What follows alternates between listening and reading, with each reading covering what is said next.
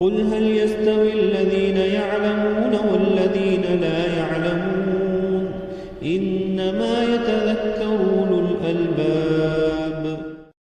محترم عزیزو، جیسا کہ آپ کو معلوم ہے گزشتہ جمعہ میں ہم نے امی جان حضرت عائشہ صدیقہ رضی اللہ عنہ اور سرکار دو عالم صلی اللہ علیہ وسلم کے نکاح کو لے کر جو اعتراض بارہا ہوتا ہے اور جس کو ہمارے علاقے کے ایک ملعون نے گری مہاراج نے اٹھایا ہے، اس کا جائزہ لینا اور اس کو سمجھنا شروع کیا تھا، جس میں ہم نے بنیادی طور پر 3 عنوان لگائے تھے۔ نمبر 1، کیا اللہ کے نبی صلی اللہ علیہ وسلم کا 54 برس کی عمر میں امی جان حضرت عائشہ صدیقہ رضی اللہ عنہ سے 9 سال کی عمر میں نکاح کرنا نعوذ باللہ کہ یہ عیاشی تھا؟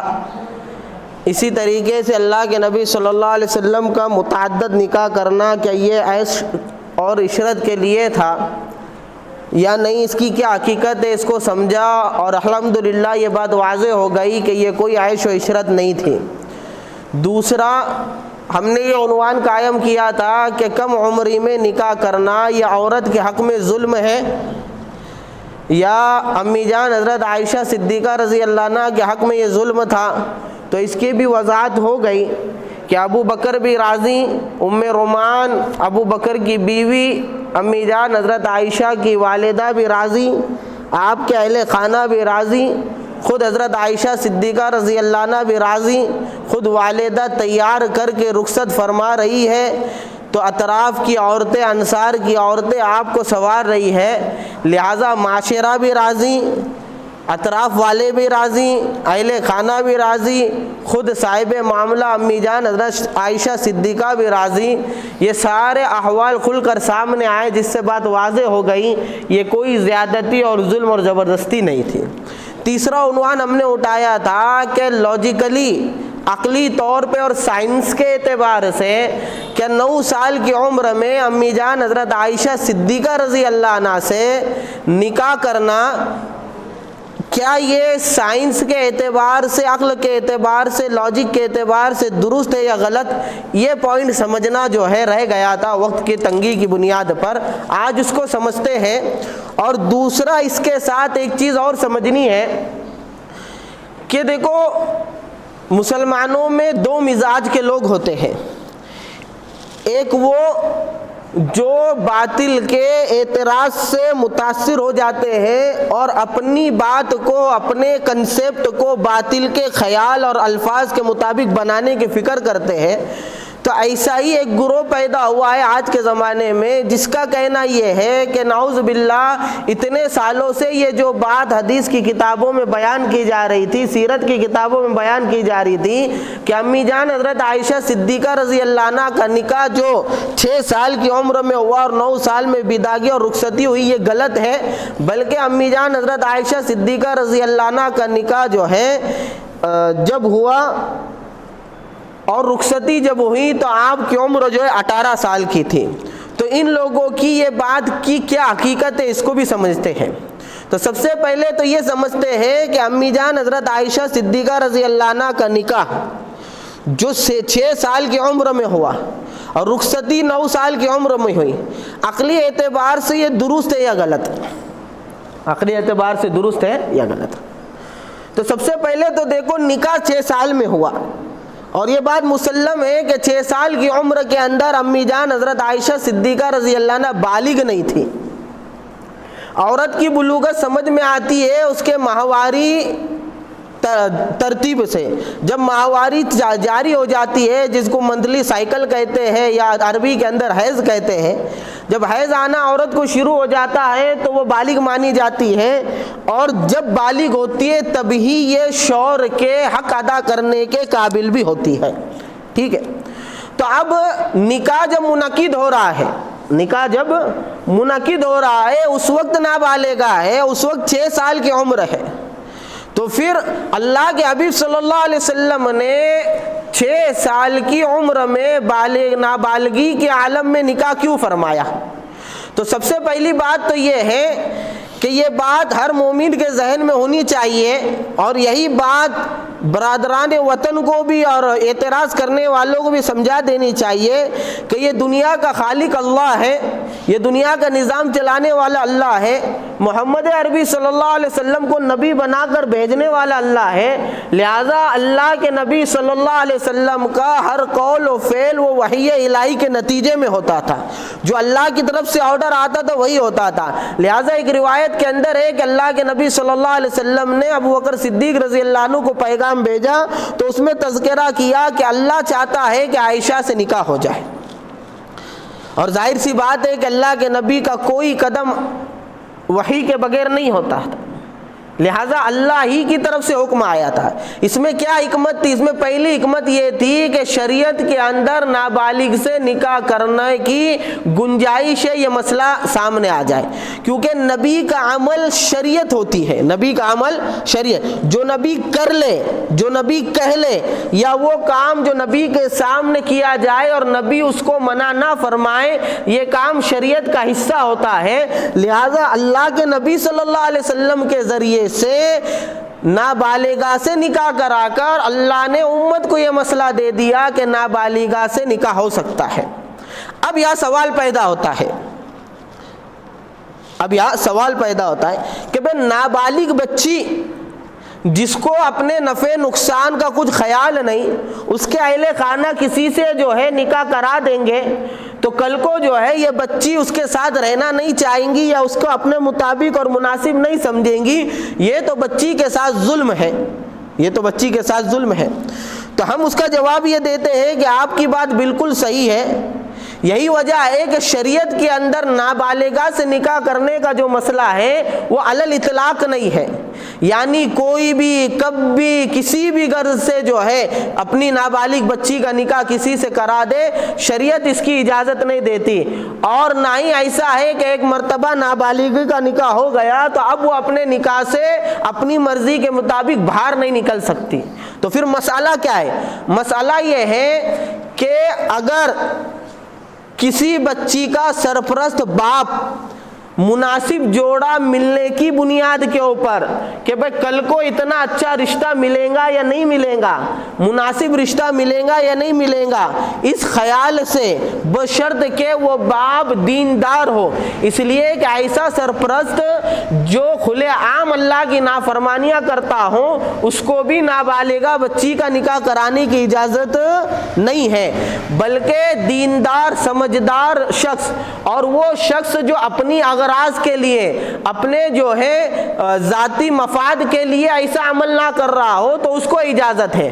ورنہ پرانے زمانے میں ایسا چلتا تھا کہ لوگ اپنا قرض اتارنے کے لیے اور اپنے طرف آنے والے الزامات کو اتارنے کے لیے اور اپنے گلے پر آنے والی تلوار کو دور کرنے کے لیے اپنی بیٹیوں کو جو ہے لوگوں کے حوالے کر دیتے تھے۔ تو کوئی اگر ایسی غرض سے اگر نابالغہ کا نکاح کرا رہا ہے، شریعت اس کی بھی اجازت نہیں دیتی، نہ کھلے عام نافرمانی کرنے والوں کو اجازت دیتی ہے، بلکہ ایسا باپ جو دیندار ہو اور بیٹی کے مستقبل کی حفاظت کے لیے کہ اس سے بہتر جوڑا اس کو آگے ملنا مشکل ہے، اس خیال سے اگر نکاح کراتا ہے تو اس کا نکاح معتبر مانا جائے گا، اگر یہ شرطیں نہیں پائی جاتی تو معتبر نہیں مانا جائے گا۔ لہذا بات کھل کر سامنے آ گئی کہ بیٹی کی حفاظت، نابالغہ کے مستقبل کی حفاظت کو سامنے رکھ کر ہی یہ عمل معتبر ہوگا، ٹھیک ہے۔ اب دوسری بات یہ ہے کہ اگر نابالغہ بچی کا نکاح ہو جاتا ہے تو شریعت نابالغہ بچی کو اختیار دیتی ہے، جس کو شریعت کی ٹرم میں خیار بلوغ کہتے ہیں۔ خیار کے معنی اتھارٹی، اختیار، بلوغ یعنی بالغ ہونا، یعنی بالغ ہونے کا اختیار، یعنی اس کا مطلب یہ ہے کہ اگر کسی بچی کا نابالغی کی حالت کے اندر اس کے والد نے نکاح کرا دیا، اب یہ جب بالغ ہو گئی، بالغ ہونے کے بعد اگر وہ یہ محسوس کرتی ہے، سمجھتی ہے کہ میرا نکاح جس سے ہوا ہے وہ میرے لیے مناسب نہیں ہے اور یہ اس کے ساتھ نہیں رہنا چاہے، تو شریعت اس کو یہ اختیار دیتی ہے کہ وہ اس سے جدا ہو سکتی ہے، قاضی کے پاس مسئلہ رکھیں گی، قاضی جو ہے اس کو جو اس سے الگ کر دے گا۔ لہٰذا پتہ یہ چلا کہ شریعت نے نابالغہ کے نکاح کو جائز تو قرار دیا ہے لیکن کڑی شرطیں لگا دی ہے، کڑی شرطیں لگا دی ہے۔ لہٰذا جن چیزوں کی کو لے کر نابالغہ کے نکاح پر اعتراض ہوتا ہے وہ ساری باتیں پہلے سے شریعت نے سامنے رکھ کر ہی مسئلہ بیان کیا ہے۔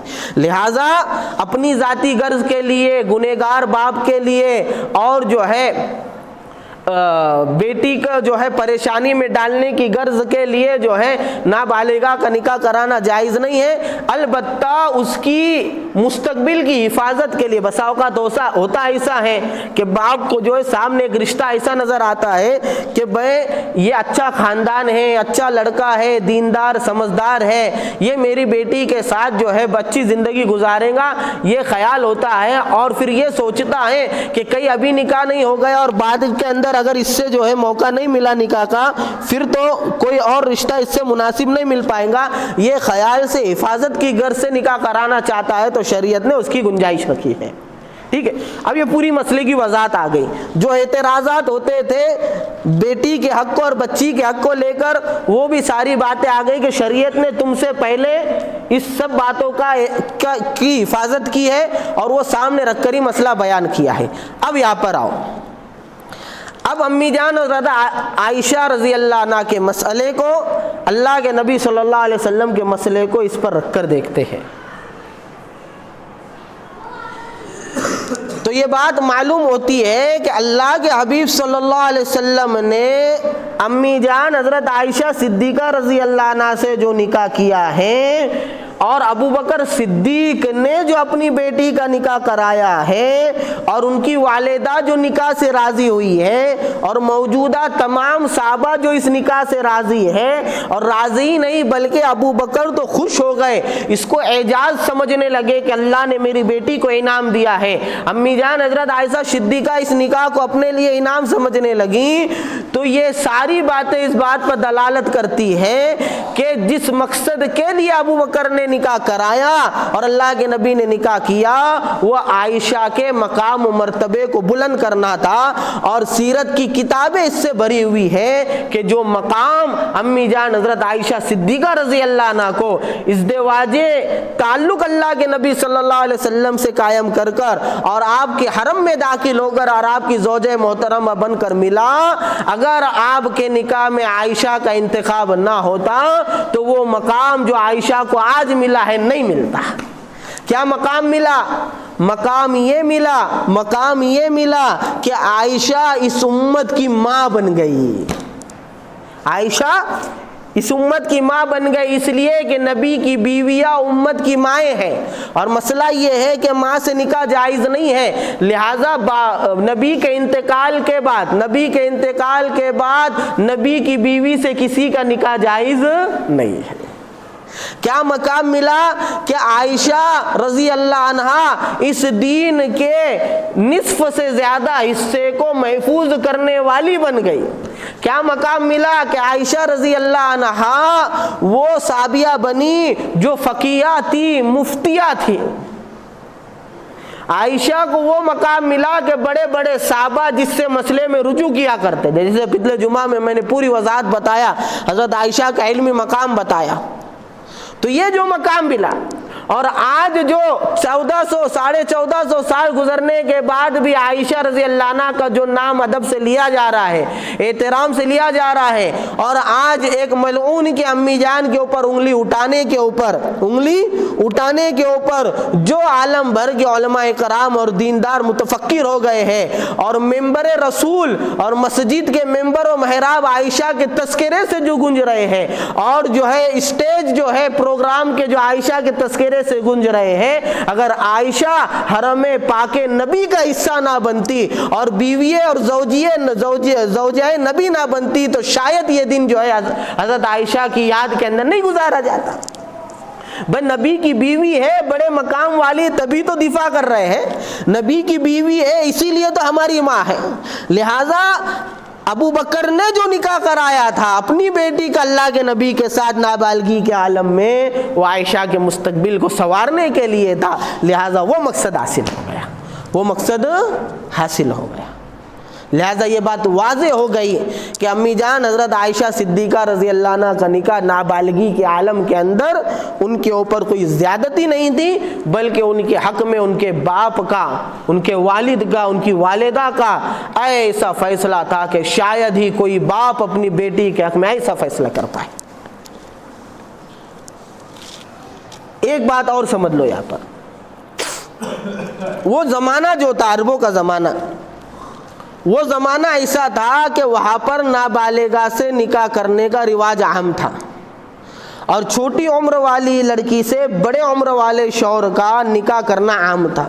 اس لیے آپ کو سینکڑوں مثالیں عربوں کی تاریخ میں ملیں گی کہ 60 سال کا مرد ہے، 15 سال کی لڑکی سے نکاح کر لیا، 50 سال کا مرد ہے، 10 سال کی لڑکی سے نکاح کر لیا۔ لہذا اس زمانے کے اندر اس چیز کو معیوب نہیں سمجھا جاتا تھا۔ یہی وجہ ہے کہ اس زمانے کے اندر یہود موجود تھے، اللہ کے نبی کے دشمن، نصارہ کرسچن موجود تھے، اللہ کے نبی کے دشمن، منافقین موجود تھے، اللہ کے نبی کے دشمن، مشرکین موجود تھے، اللہ کے نبی کے دشمن۔ وہ کوئی موقع ایسا نہیں چھوڑتے تھے کہ اللہ کے نبی کے اوپر جو ہے انگلی اٹھائے اور اللہ کے نبی کو بدنام کرے۔ لہٰذا اللہ کے نبی نے جب اپنے منہ بیلے بیٹے حضرت زید کی چھوڑی ہوئی بیوی سے، حضرت زینب سے جب نکاح کیا، اور اس معاشرے کے اندر منہ بولی بیٹی سے نکاح کرنا ایسا ہی حرام سمجھا جاتا تھا جیسے حقیقی بیٹے کی بیوی سے نکاح حرام سمجھا جاتا ہے، تو اللہ کے نبی پہ انگلیاں اٹھی، اللہ کے نبی پہ انگلیاں اٹھی۔ اللہ کے نبی جب وحی کی باتیں کہتے تھے تو کہتے تھے یہ کاہن ہے، یہ جو ہے جادوگر ہے، کوئی موقع اللہ کے نبی پہ الزام لگانے کا نہیں چھوڑتے تھے۔ جب قبلہ کی تحویل ہوئی، بیت المقدس سے بیت اللہ کو قبلہ بنایا گیا، سینکڑوں اعتراض کیے، یعنی ایسا مزاج تھا ان لوگوں کا کہ نبی کی دشمنی میں کوئی موقع الزام لگانے کا نہیں چھوڑتے تھے۔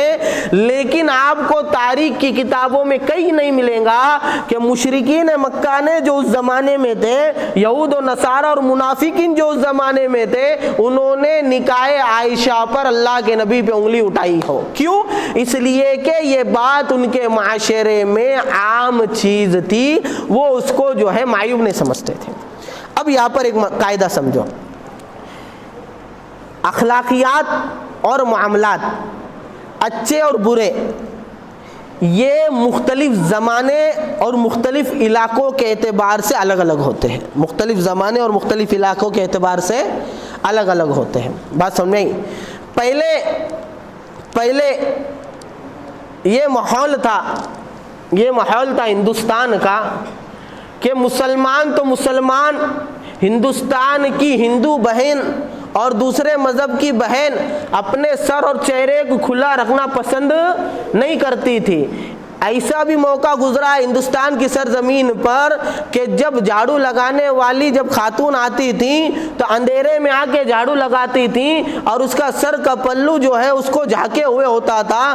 یہ اس زمانے میں ہندوستان کے اندر جو ہے یہ کوئی معیوب چیز سمجھی نہیں جاتی تھی، لیکن انگریزوں کی تعلیم جب تھوپ دی گئی اور اسکول کالج کی شکل کے اندر جب انگریزوں کا کلچر اور ان کی جو ہے آئیڈیالوجی جب تھوپ دی گئی تو آہستہ آہستہ ہندوستان کا آج کا ماحول یہ بن چکا ہے کہ ہندوستان کا ہندو اور ہندوستان کا غیر ایمان والا عورت کے حق میں گھونگھٹ ڈالنے کو اور پردہ ڈالنے کو عیب سمجھنے لگا۔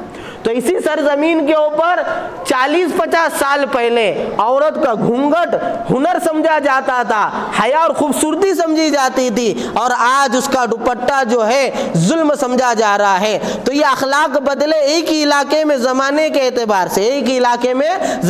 اعتبار سے، تو بہت ممکن ہے کہ ایک چیز پہلے زمانے میں اچھی سمجھی جاتی ہو اور آج کے زمانے میں بری سمجھی جاتی ہو۔ جیسے پردے کی مثال لے لو، اس زمانے میں ہندوستان کے اندر بھی جلد نکاح کرنے کو اچھا سمجھا جاتا تھا، دوسری اقوام والے بھی جلد نکاح کرتے تھے۔ یہ بات اور ہے کہ ان کے وہاں وہ ساری زیادتیاں تھی جو الزام کے تحت آتی ہے کہ بچیوں پہ ظلم ہوتا تھا اور اپنی ذاتی اغراض کے لیے بیٹیاں دے دیتے تھے۔ اسلام کی طرح اتنی کڑی شرائط نابالغہ کی نکاح کی ان کے پاس نہیں تھی۔ لیکن آج ان انگریزوں کی تعلیم کی اور فرنگیوں کی تعلیم اور کنسپٹ کے اور آئیڈیالوجی کے نتیجے کے اندر نکاح کو اتنا برا سمجھا جا رہا ہے کہ اول تو شادی سے دور بھاگ رہی ہے ہندوستانی قوم، اور اگر کر بھی رہی ہے تو سورج ڈھلنے کے وقت، سورج ڈھلنے یعنی 30 کی عمر میں، 35 کی عمر میں، 40 کی عمر میں کریئر بنا لو، کریئر بنا لو۔ 50 سال کی عمر 25 سال کریئر بنانے کی فکر میں گزر جاتے ہیں اور باقی 25 کریئر جمانے کی فکر میں گزر جاتے ہیں۔ اس طرح غلام بنا کے رکھ دیا۔ بہرحال تو اسی سرزمین پہ ہندوستان کے اندر 40-50 سال پہلے جلد نکاح کرنا ہنر مانا جاتا تھا، اچھا مانا جاتا تھا، اور آج اس کو جو ہے انگریزی تعلیم یافتہ لوگ جو ہیں اس کو برا سمجھ رہے ہیں۔ تب یہ دو مثالیں کافی ہیں اس بات کو سمجھنے کے لیے، اس بات کو سمجھنے کے لیے۔ اور ایک مثال لیتا ہے، آج اگر یہاں پر ہندوستان کے اندر دیندار معاشرے میں بھی اور ہندو معاشرے کے اندر بھی ایک حد تک اگر آپ اپنی بیوی کو لے کر یا کوئی بندہ اپنی بیوی کو لے کر کسی تقریب میں، شادی بیاہ پروگرام میں جاتا ہے تو مرد مرد سے بات کرتا ہے اور عورت عورت سے بات کرتی ہے، اور اگر اس کی بیوی نے سامنے والے مرد سے اگر ہاتھ ملا لی تو آج بھی دیندار طبقے میں اور ہندو کے سنجیدہ طبقے کے اندر اس کو عیب مانا جاتا ہے۔ لیکن اسی زمانے میں آپ چلو امریکہ میں، برطانیہ میں، یورپ کے اندر اگر کوئی اپنی، اول تو بیوی رہتی نہیں، کوئی اپنی گرل فرینڈ کو یا بیوی کو لے کر جو ہے چلا جائے پروگرام میں تو اس کی بیوی سامنے والے کے گال کو گال لگا کر اگر جو ہے نہ ملے تو اس کو جو ہے بیڈ مائنرز اور اس کو جو ہے برے بد اخلاقی مانا جاتا ہے۔ تو کیا پتا چلا کہ ایک علاقے میں زمانے کے اعتبار سے کوئی چیز اچھی ہوتی ہے، کوئی چیز بری ہوتی ہے۔ جو پچھلے زمانے میں اچھی تھی وہ اس زمانے میں بری سمجھی جا رہی ہے، جو اس زمانے میں بری سمجھی جا رہی تھی وہ پہلے زمانے میں اچھی سمجھی جا رہی تھی۔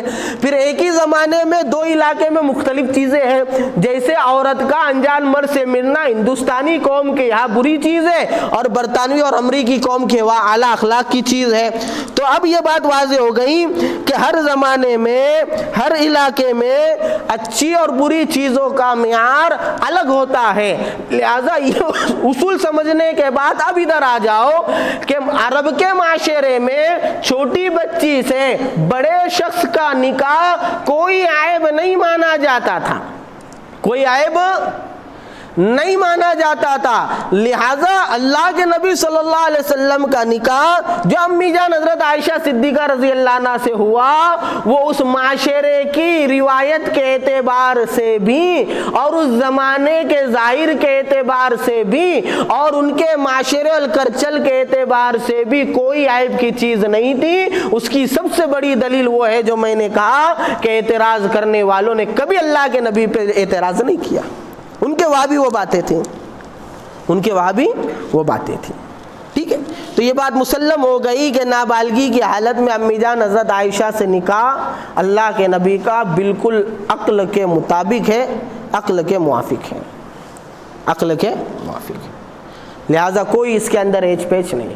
لیکن اللہ معاف کرے، اللہ معاف کرے کہ ہماری قوم کو یہ بات معلوم نہیں ہوتی، اس لیے غیر سے متاثر ہوتے ہیں۔ اب دوسری اس پہ آؤ کہ 9 سال کے اندر بداگی، 9 سال کے اندر بداگی، ٹھیک ہے۔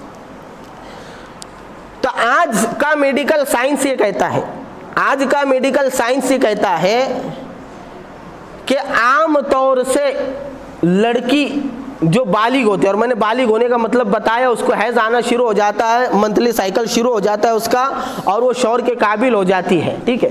آج کے زمانے میں میڈیکل سائنس یہ کہتا ہے کہ اگر 9 سال کی بچی بھی اگر بالغہ ہو جائے تو میڈیکل سائنس کے پاس اور ڈاکٹر کے پاس یہ کوئی عیب کی چیز نہیں ہے۔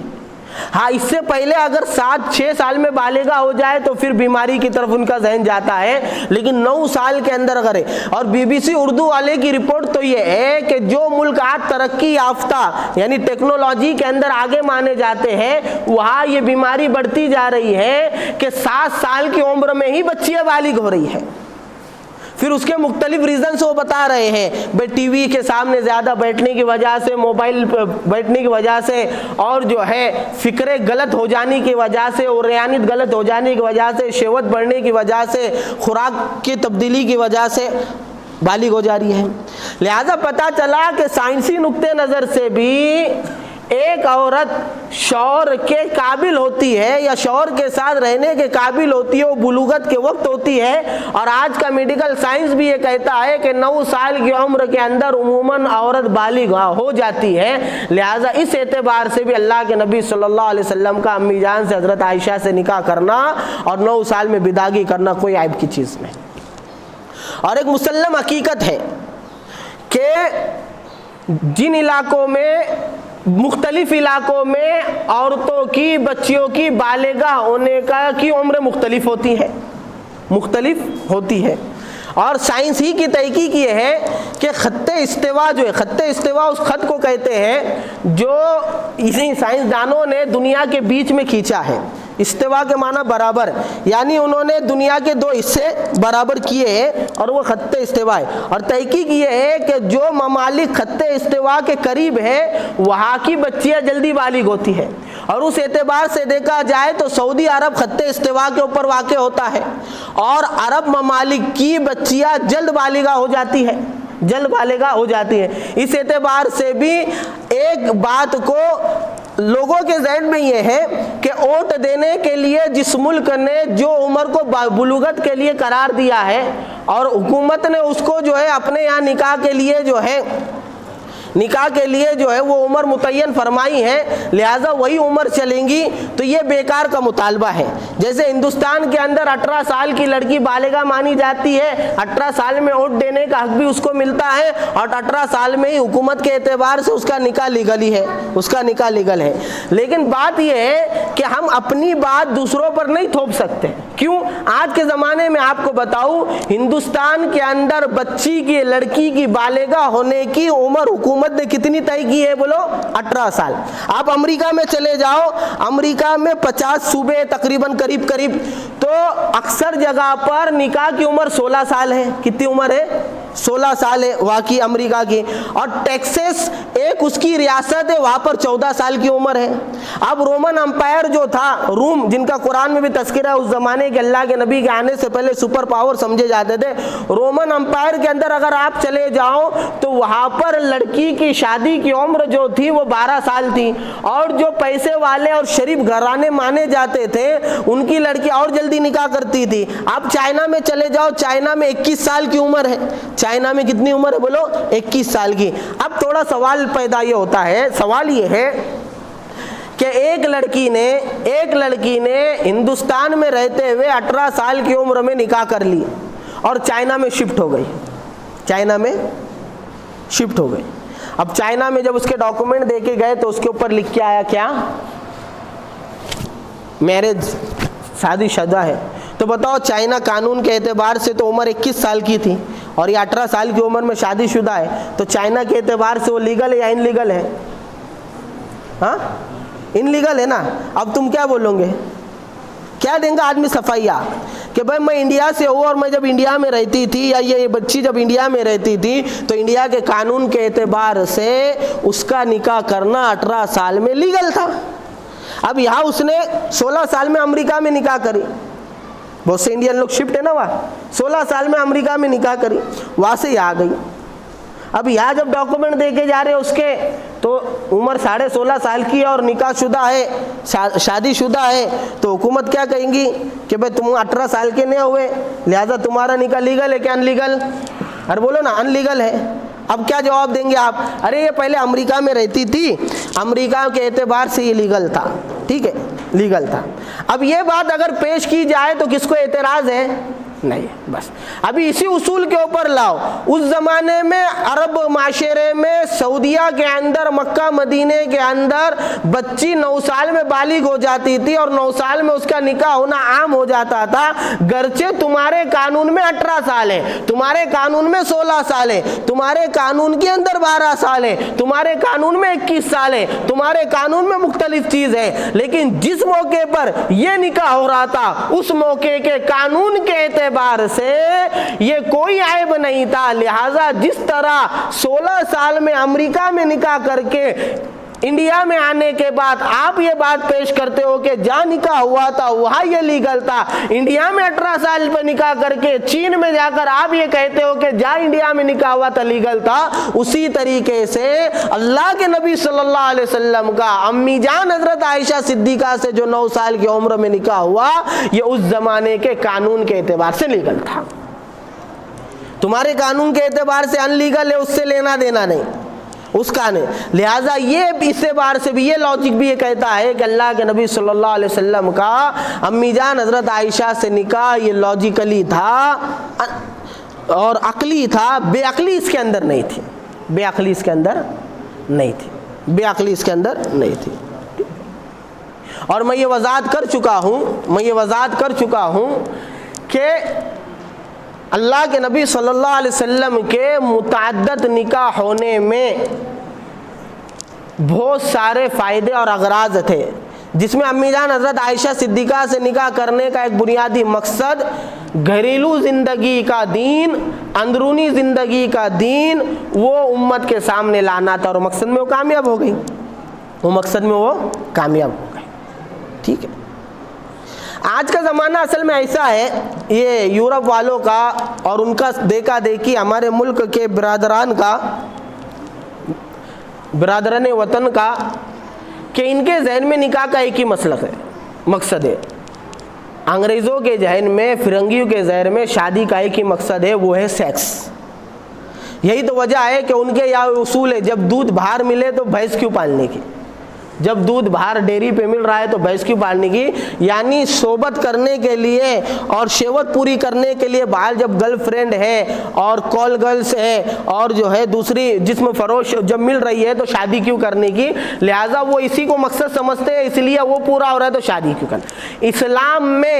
اسلام میں اور دنیا میں دوسری قوموں کے یہاں نکاح کا صرف مقصد جو ہے شہوت کبھی نہیں رہا ہے، اور مقصدوں کے ساتھ ایک مقصد ہے، اور اسلام نے تو کبھی بھی شہوت کو مقصد قرار ہی نہیں دیا۔ اللہ کے نبی صلی اللہ علیہ وسلم نے فرمایا نا کہ تم نکاح کرو، کیونکہ یہ نگاہوں کی حفاظت کرتا ہے اور شرمگاہ کی حفاظت کرتا ہے، تو شرمگاہ غلط استعمال نہ ہو جائے، اور غلط استعمال کی وجہ سے معاشرے کے اندر جو ہے بے حیائی نہ پھیل جائے، بے حیائی سے معاشرے کو بچانے کے لیے نکاح بتایا۔ نگاہیں گندی نہ ہو جائے جس سے معاملات بگڑ جاتے ہیں، جھگڑے فساد ہونے شروع ہو جاتے ہیں، معاشرے کو فساد سے بچانے کے لیے نکاح بتایا۔ اللہ کے نبی نے فرمایا کہ تم تزودوا الودود الولود، کہ تم زیادہ محبت کرنے والی اور زیادہ بچے پیدا کرنے والی سے نکاح کرو، اس لیے کہ محشر کے میدان میں کثرت امت پہ فخر کروں گا۔ یعنی اس روایت میں بھی اللہ کے نبی نے کثرت اولاد نکاح کا مقصد بتایا، کثرت اولاد نکاح کا مقصد بتایا۔ اگر صرف شہوت جو ہے نکاح کا مقصد ہوتی تو بغیر اولاد کے شہوت تو نکاح سے حاصل ہو جاتی ہیں۔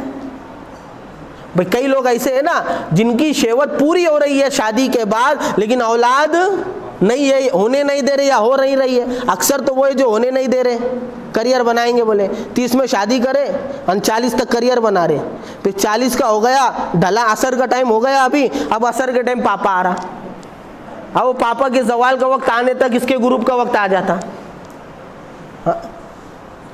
پھر اس کی رات آ جاتی ہے، بچہ ابھی زوال کے اوپر ہی رہتا، کوئی یہ نہیں۔ صحیح وقت میں شادی ہو گئی نا تو باپ فخر سے بیٹے کا جوتا پہنتا اور بولتا دیکھ میرے بیٹا اور میرے جوتے کا ماپ ایک ہے۔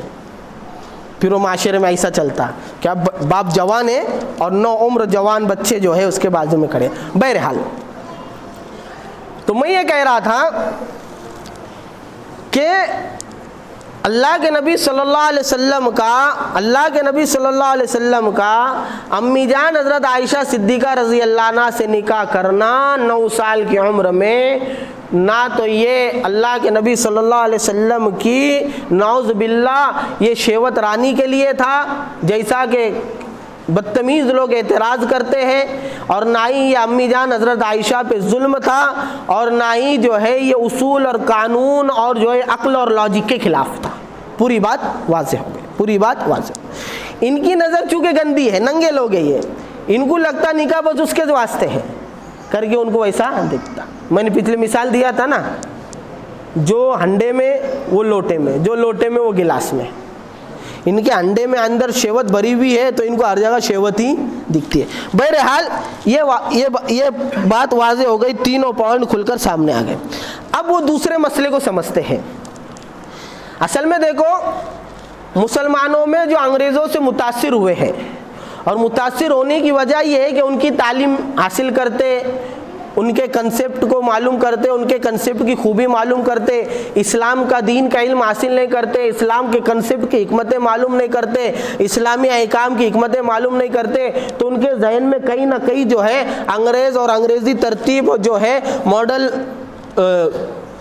زمانہ جو ہے وہ اچھا رہتا، اور اسلام کو جو یہ بیکورڈ اور اسلام کو جو پرانا بتاتے ہیں وہ ان کے ذہن میں کہیں نہ کہیں رہتا ہے۔ لہٰذا اسلام کی طرف سے جو ان کی طرف سے اعتراض آتے ہیں وہ اعتراض کو یہ حق مان لیتے ہیں۔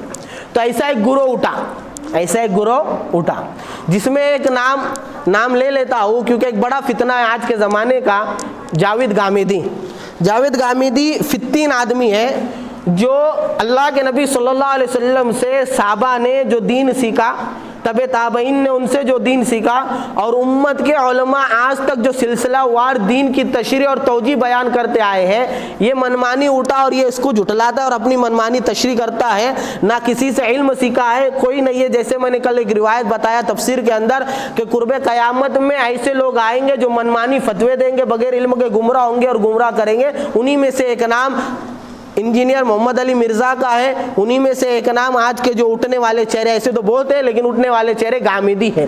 تو غامدی نے یہ بات لائی اور اس کے پیروکاروں نے یہ بات لائی، وہ یہ کہتے ہیں کہ بھئی واقعتاً انگریز جو یہ اعتراض کر رہے ہیں کہ 9 سال کی بچی سے نکاح، یہ بد اخلاقی، یہ صحیح ہے، اپنے عمل سے بتا رہے ہو، منہ سے نہیں عمل سے۔ کیوں؟ وہ کیا کہہ رہے ہیں؟ وہ کہہ رہے ہیں کہ یہ غلط بات ہے۔ اللہ کے نبی صلی اللہ علیہ وسلم کی بداگی جب امی جان حضرت عائشہ کے ساتھ ہوئی، امی جان حضرت عائشہ جب اللہ کے نبی کے گھر آئی، جب امی جان حضرت عائشہ کی عمر 18 سال تھی، اب ان کے مطابق بات ہو گئی نا، یعنی ایک بندہ آ رہا تمہارے پاس، کیا ہو تمہارے اسلام کے اندر تو ایسا ہے، تمہارے پروفیٹ نے اور تمہارے نبی نے اور تمہارے میسنجر نے تو بچی سے شادی کی، نہیں ہو صاحب، ایسا نہیں ہے۔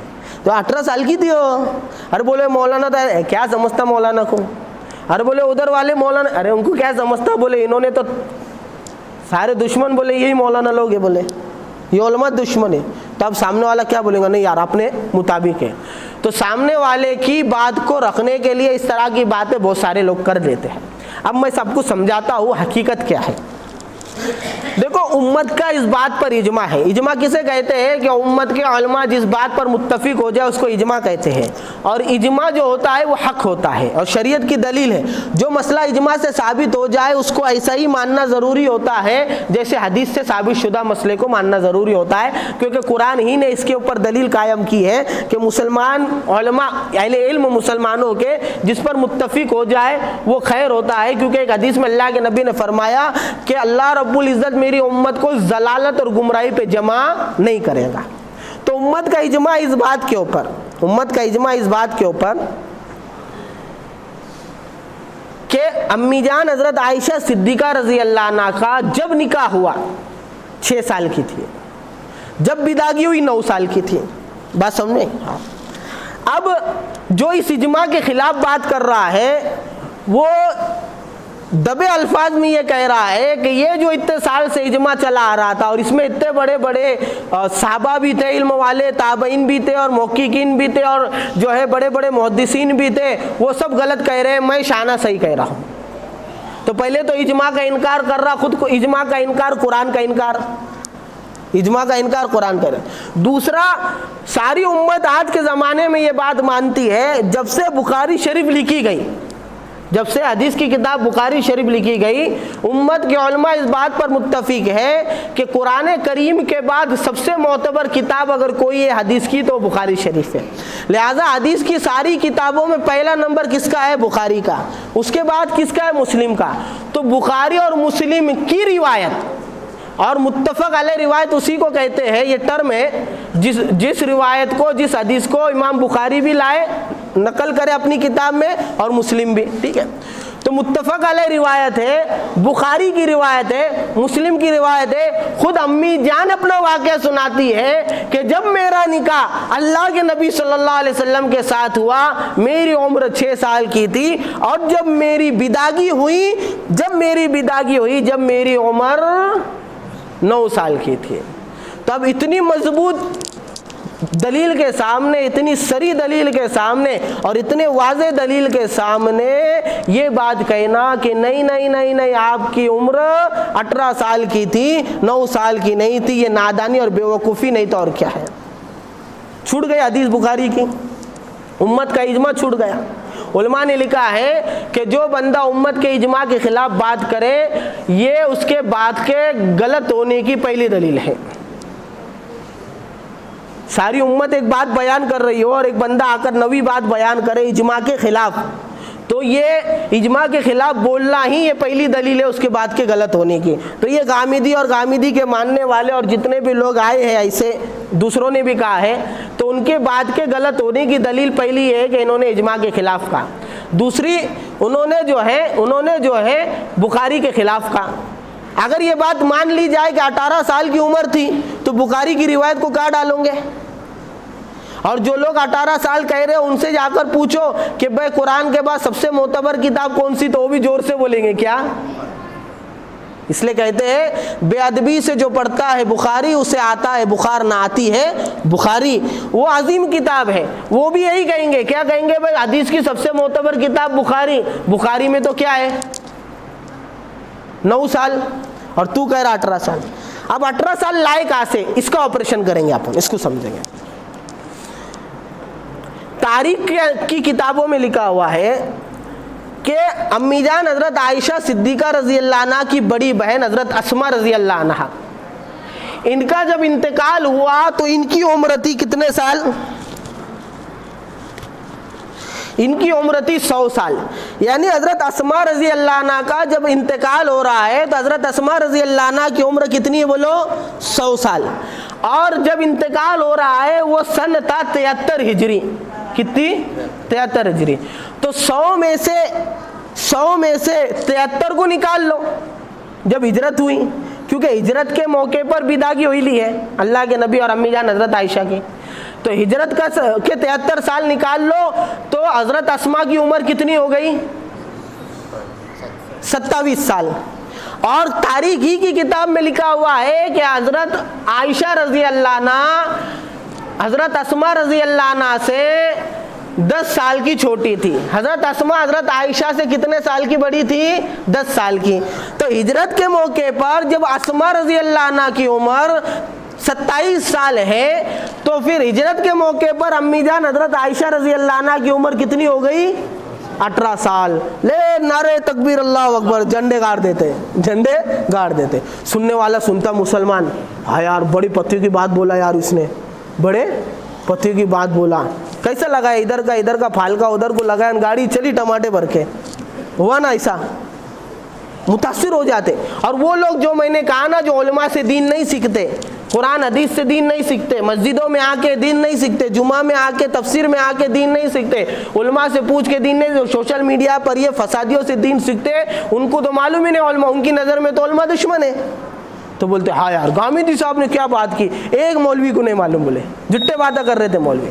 تو پہلا سوال ان سے، بخاری جھوٹ بول رہا تھا، امام بخاری نے جھوٹ کہا، امام مسلم نے جھوٹ کہا، اتنے بڑے بڑے علماء گزرے ہیں، یہ سب جھوٹ کہہ رہے تھے کہ 9 سال میں نکاح ہوا۔ تب لیکن سوال ذہن میں ہے نا، انہوں نے تو بتا ڈالا 18 کیسے تھے، اب میں بتاتا ہوں غلطی کا ہوئی ان کی۔ دیکھو تاریخ کی روایتیں کب معتبر مانی جائیں گی؟ اس وقت معتبر مانی جائیں گی جب وہ قرآن اور حدیث سے ٹکراتی نہ ہو۔ تاریخ میں اگر 2 باتیں موجود ہیں، ایک بات قرآن حدیث کے موافق ہے، ایک بات قرآن حدیث کے خلاف ہے، تو بات وہ مانی جائیں گی جو قرآن حدیث کے موافق ہے، کیونکہ اصل فیصلہ اور اصل دلیل کیا ہے؟ قرآن و حدیث ہے۔ قرآن و حدیث ہے.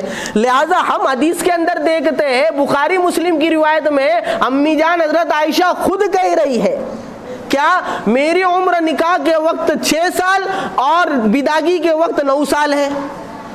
اور تاریخ سے یہ ثابت ہو رہا ہے حلقے ملانے سے کہ 18 سال ہے. اور اصول کیا ہے؟ ارے بولو نا, اصول کیا ہے؟ تاریخ کی وہ بات جو قرآن حدیث کے موافق ہو وہ معتبر ہوں گی, جو مخالف ہو معتبر نہیں ہوں گی. تو یہ بات تاریخ کی جو انہوں نے پھالکے ملائے وہ حدیث کے موافق ہے کہ مخالف ہے؟ بولو مخالف ہے, لہذا مانی نہیں جائیں گے. اب میں دوسرا پہلو بتاتا ہوں تاریخ ہی سے, کہ تاریخ ہی کے پہلو سے اسی پھالکے ملانے سے حدیث کے موافق بات کیسے ہوگی. ایک کتاب ہے سیر و اعلام النبلاء, علامہ ذہبی رحمۃ اللہ علیہ کے بڑے پائے کے محدث گزرے ہیں. انہوں نے لکھا ہے کہ امی جان حضرت عائشہ صدیقہ سے حضرت اسماء 10 سال اور کچھ سال بڑی تھی. 10 سال اور کچھ سال بڑی تھی. سیر و اعلام النبلاء کی 3 جلد کے اندر لکھا ہوا ہے. اور انہوں نے عربی لفظ استعمال کیا ہے بضع و عشر. عشر کہتے ہیں 10 کو, بزن کہتے ہیں تھوڑے حصے کو. اور عرب لغت کے اندر جب بزن کا لفظ بولا جاتا ہے تو 3 سے لے کر 10 تک کوئی بھی عدد مراد ہو سکتا ہے. 3 سے لے کر 10 تک کوئی بھی عدد مراد ہو سکتا ہے. اب ان کے پھال کے اپن ملائیں گے. بولو حضرت اسماء کا انتقال ہو رہا جب عمر کتنی ہے؟ 100 سال. انتقال ہو رہا کون سی ہجری ہے؟ 73 سال. 100 میں سے 73 گئے, کتنے سال بچے؟ 27 سال. ٹھیک ہے, 27 سال. اور ادھر علامہ ذہبی فرما رہے ہیں کہ بھائی کتنے سال بڑی ہے؟ بھائی 10 سال اور کچھ. اور بیزون کا لفظ ہے تو کم سے کم 3 سے 10 تک رہتا, تو کم سے کم عمر کتنی ہو گئی؟ 13 سال. لہذا 27 میں سے 13 نکالو, 14 سال. تو تمہاری بات تو ٹوٹ گئی نا. جو تم ٹھوک بجا کے کہہ رہے تھے تاریخ کی روایت لا کر وہ 18 سال ثابت کر رہے تھے, ہم نے بھی تاریخ کی روایت لا کر تمہاری ہی طرح جو حساب لگایا تو 14 سال ہو گئے. تمہاری بات تو ٹوٹ گئی. اور تم نے تاریخ کی کتاب سے بات لائی کہ 10 سال بڑی تھی, ہم نے بھی تاریخ کی کتاب سے بات لائی کہ 10 سے کچھ سال یعنی 13 سال بڑی تھی. اب یہ بات حدیث کے موافق کیس کے ہوں گی؟ میں نے کہا بیزن کا جو ورڈ ہے وہ 3 پر بھی, یعنی کوئی عربی میں یہ کہے نا کہ عشرن و بیزن تو اس کا مطلب یہ ہوتا ہے 13 یا 14 یا 15 یا 16 یا 17 یا 18 یا 19 یا 20. ٹھیک ہے. اب اگر امی جان حضرت عائشہ رضی اللہ عنہ کی عمر اس قول کے اعتبار سے گنی جائے تو اگر 13 سال, 14 سال, 15 سال سے 20 سال تک کتنی بھی بڑی ہو سکتی ہے. لہذا اب 27 میں سے اگر 13 نکال رہے تو 14 سال کی عمر ثابت ہو رہی. اس میں سے 14 نکالو تو 15 سال, 16 نکالو تو 17 سال, 16 نکالو تو 12 سال, ہے نا. 18 نکالو تو کتنے سال؟ 9 سال کی. اور اس جملے کے اندر ساری گنجائشیں موجود ہیں. لہذا پتہ چلا کہ سیر و اعلام النبلاء کے حوالے سے جو علامہ ذہبی کا قول ہے, علامہ ذہبی کی بات ہے کہ امی جان حضرت عائشہ صدیقہ رضی اللہ عنہ سے حضرت اسماء 13 سے لے کر 20 سال کی بڑی تھی. اس بات سے حدیث کی بات درست ہو جاتی. لہذا اس اصول کے اوپر آ جاؤ, تاریخ کی وہ بات جو حدیث کے موافق لے لی جائیں گی اور تاریخ کی وہ بات جو حدیث کے خلاف ہے چھوڑ دی جائیں گی. لہٰذا تم نے تاریخ کی جو بات لائی وہ حدیث کے خلاف ہے, اس کو کچرے کے پٹری پر اور کچرے کے ڈبے میں پھینک دیا جائے گا. ہم نے تاریخ کی جو بات لائی وہ حدیث کے موافق ہے. لہٰذا ہمارا موقف حدیث کے بھی موافق ہے, تاریخ کے بھی موافق ہے. لہٰذا یہ بات مسلم ہے اپنی جگہ کے اوپر کہ امی جان حضرت عائشہ صدیقہ رضی اللہ عنہ کی عمر شادی کے وقت 6 سال اور بداگی کے وقت 9 سال تھی. اب اس پہ جتنے بھی اعتراض ہو سکتے تھے ہم نے دونوں جمعہ کے اندر وہ سارے اعتراضات جو ہیں سمجھ لیے ہیں. اللہ رب العزت امی جان حضرت عائشہ کی عظمت دل میں پیدا فرمائے. اور یہ ارادہ کرو یہ بات اپنے اہل خانہ کو سمجھائیں گے, جتنے ہندو بھائی ہمارے ملتے ہیں ان کو سمجھائیں گے. جب ان کو حقیقت بتائی جاتی ہے تو کھل کر سامنے آ جاتے ہیں اور اسلام کی طرف جو ہے مائل ہوتے ہیں. اللہ عمل کی توفیق عطا فرمائے.